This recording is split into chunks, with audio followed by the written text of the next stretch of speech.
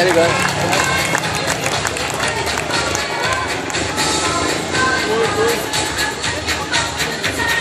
Og Hans Andersen fik ikke nogen point. Og vindersiden her er 57,6 i nummer 8. 57,6. 3 point til hvid kører Peter Kittelmann.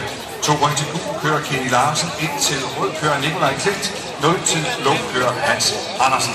Og herefter 8 kan vi gøre status. Vi har altså i front nu Niels Christian Nielsen med 17 sammenlagt over de 2 matcher til nu.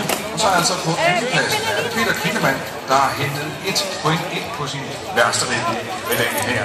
Så chancerne er absolut for lokal succes i aften. På tredjepladsen indtil nu, der kan man sige, at Bjarne Pedersen ligger med 15 sammenlagte point.